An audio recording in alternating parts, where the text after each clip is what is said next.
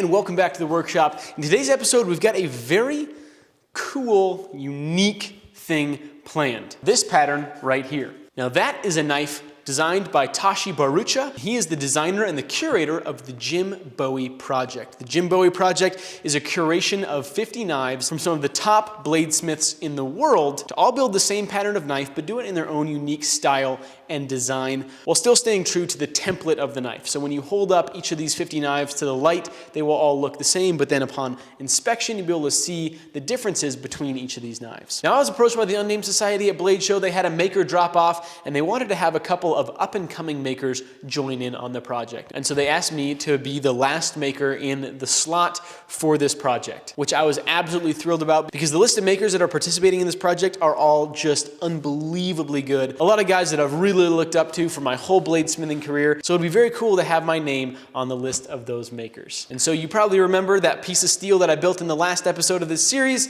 the Dragon's Tongue Damascus. Unfortunately, that bar isn't quite big enough to make up our blade. And so I had talked about adding on another element, dragon's teeth, to the outside. But even with that, it still wouldn't have been quite enough. And so I decided to work up another billet of almost the same steel, but a lot bigger. This thing is about twice the amount of steel that's in the first billet, and I used pure 1085 on the outside, and the reason for that is that it'll blend with the negative space in the teeth element that I described in the last episode, being solid 1085 on one side and 15N20 on the other side. So we'll have white teeth running around the border of our blade, a big, bold black space in the middle before we get to that Damascus tongue running down the middle. Now, before we get too far into the video, I want to give you guys a piece of advice. This room that I'm standing in right here is about 35 by about 22. It makes it a rectangular space. And I don't have very many people that come and hang out in here. It's not very high volume, not very many people. Usually it's just me. And I think that's because it's a rectangular space. So if you want a place where lots of people are gonna come visit, you better use a Squarespace, which just so happened to be today's sponsor. Now, Squarespace isn't actually a physically Squarespace. You see, it's an online website building platform that I happen to absolutely love because I've been using it for several years now. Fortunately, Squarespace has very beautiful, easy to use website layout tools. And so they have their pre-made templates that are simple and fast and good looking, or you can get a little bit more in depth with it and switch everything around if you want to. But it means that I'm able to have a contact me page and a gallery for my work and the ability to sell products on there and all sorts of other stuff. And it's very easy to maintain, very low cost, and it's absolutely a necessity if you are a high-level hobbyist or a professional at whatever you do. You need to have a place where people can contact you, people can get in touch, people can see your work. Super important in the world today. If you're interested in building a beautiful, easy to use, easy to update, easy to put products on website, go to squarespace.com/Will Stelter for 10% off your first purchase or website domain when you enter code Will Stelter at checkout. Huge thank you to Squarespace for sponsoring today's episode. So with that, let's fire up the forge and start making our tooth elements using pure 1085 and then welding up a big old stack of 15N20. That 15N20 comes in thin stock usually, and so I'll stack it up very similar to Damascus and forge weld it back together, only because there won't be any contrasting layers, it'll be one solid bar of bright high nickel steel. Once we get that forged down, I'll take some pure 1085 round stock that I got from Pop's Knife Supply, forge that down to the same dimension using my Cole Ironworks press, grind off the outsides of my billet, and slap those suckers back together. I've now got a 50-50 bar that I can forge weld together, round out, and then re-square on not quite the 45. If I were to re-square the bar on the 45, my tooth element would go straight from corner to corner. I want to be able to have a solid 15N20 edge along the edge of my blade, which means I need to re-square at about a 60-degree angle.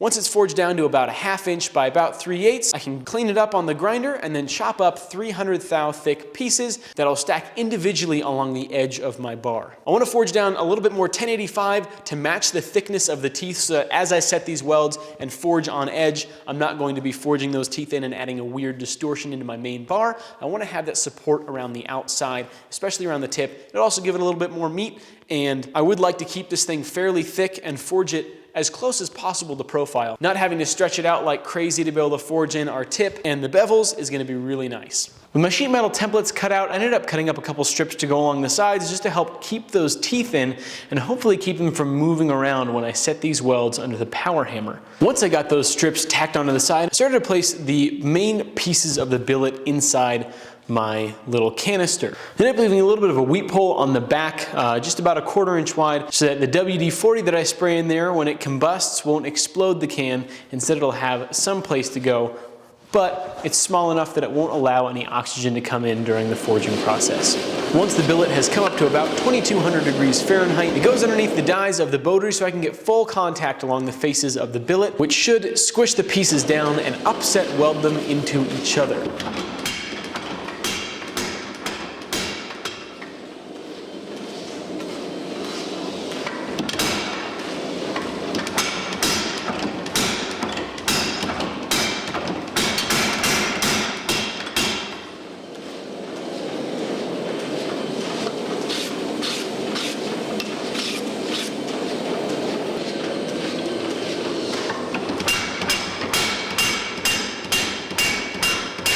A few long soaks in the fire and a couple more heats under the bodery, and I was ready to take it to the anvil just to make sure that everything was well set under there. So I began forging on the sides, forging in the tip, just making sure that everything was contacting and nice and squished together.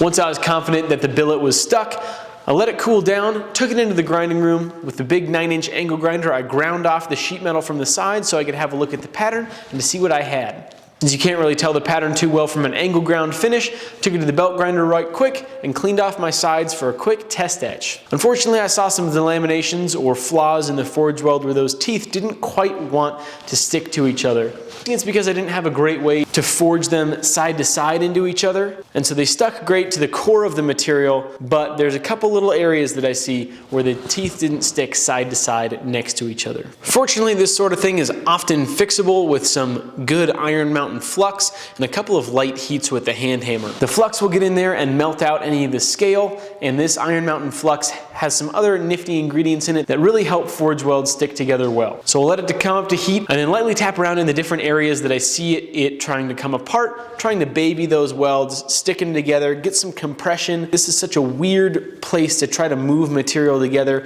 and get it to actually stick well. I felt good about the couple welds that I had stuck back together. I started to forge the blade, and that's where things started to go very, very wrong. It doesn't look like those teeth stuck together very well at all, and it started to come apart basically as soon as I started forging in the area where my tang is going to be on the knife. The teeth started to rip apart, and no matter what I did, I couldn't get them to stick back together. So unfortunately, I'm not going to be able to forge my Jim Bowie project out of this billet.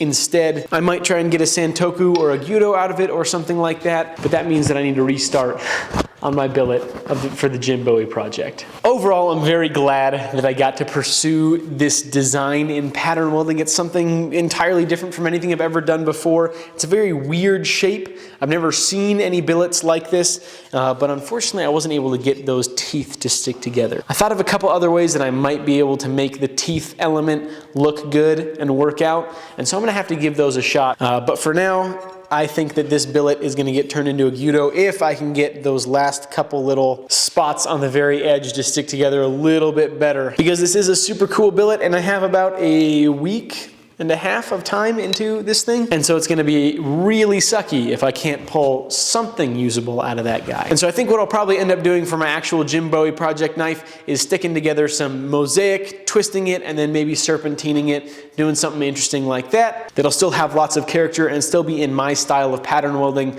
but will most likely work and not fall apart after lots of time. So huge thank you to everyone who stuck around to the very end. I hope you enjoyed the experimental pattern welding that we did here. Hopefully we'll get something good out of the next billet and it won't fall apart. But that's one of the things about bladesmithing that oftentimes you don't see, is the mistakes and the mess ups and the experiments that just never come to the light of day, because why would you show a mistake? You'd have to be an idiot to do something like that. So hopefully you guys learned something about the way that Damascus works and the process of designing patterns and whatnot. And truly you can do just about anything in Damascus if you think about it for long enough.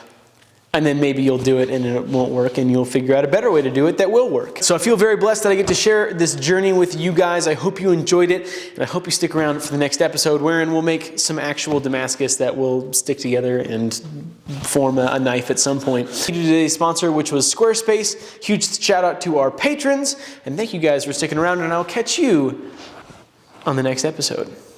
Goodbye.